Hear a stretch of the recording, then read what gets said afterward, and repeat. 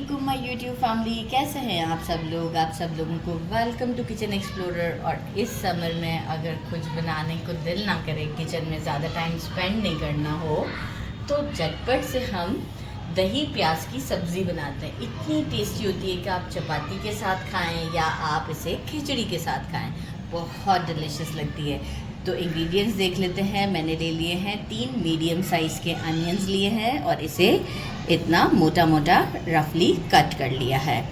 बाकी 1 पाव दही लिया है, इसे बिल्कुल विस्क नहीं किया है।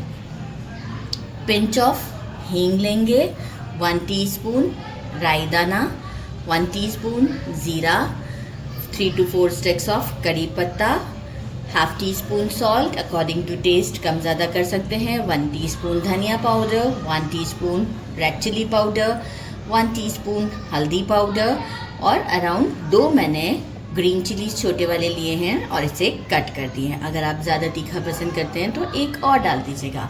और हम इसे बनाएंगे मस्टर्ड ऑयल में, तो हम अराउंड 4 to 5 टेबल स्पून के करीब मस्टर्ड ऑयल यूज़ करेंगे। तो स्टोव की तरफ चलते हैं, झटपट से बना लेते हैं। मस्टर्ड ऑयल डालते हैं एक पैन में,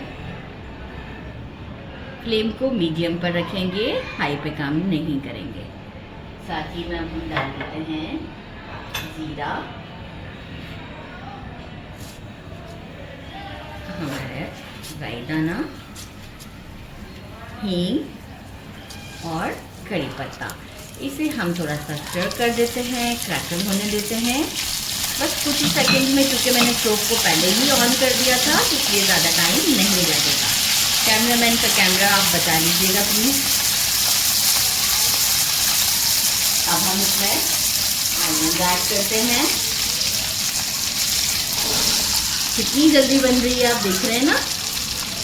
अनियन ऐड करते हैं और साथ ही में ये सारी चीज़ें ऐड कर देते हैं, इंक्लूडिंग सॉल्ट, धनिया powder and red chilli powder, और इसे कुक करते हैं।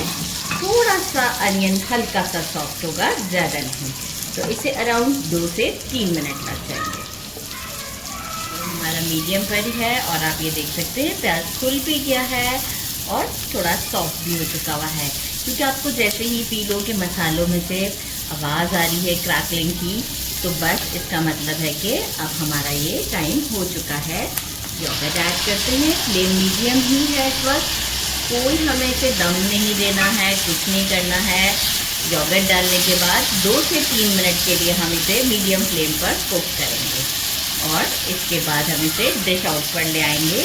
इफ़ यू वांट कोरिएंडर डालना, लेकिन मैं इसलिए नहीं डालना चाहती कि जो दही और प्याज का फ्लेवर है ना, वो कोरिएंडर के साथ नहीं आएगा।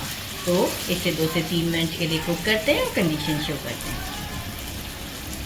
ये देखें, अच्छा खासा मॉइस्चर जो है वो ख़त्म हो चुका है।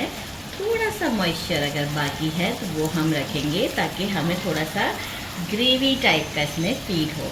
और जैसे ही ये हम स्टोव से उतारेंगे तो प्याज और सॉफ्ट हो जाता है।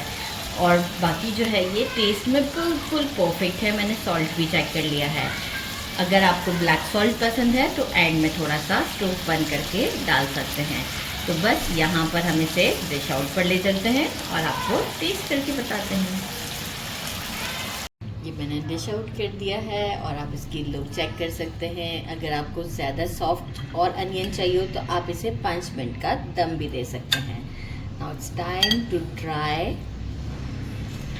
चपातियाँ मैंने मंगवा ली हैं, क्योंकि बिल्कुल मूड नहीं था खाना बनाने को आज और भूख भी लग रही थी, तो इसे ट्राई करते हैं। Very delicious. बिस्मिल्लाहिर्रहमानिर्रहीम।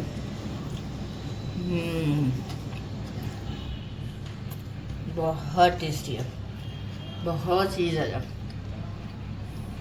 ज़रूर ज़रूर ज़रूर ट्राई कीजिएगा। मेरे चैनल को लाइक और सब्सक्राइब करना नहीं भूलिएगा। अपना ख्याल रखिएगा। अल्लाह हाफ़िज़।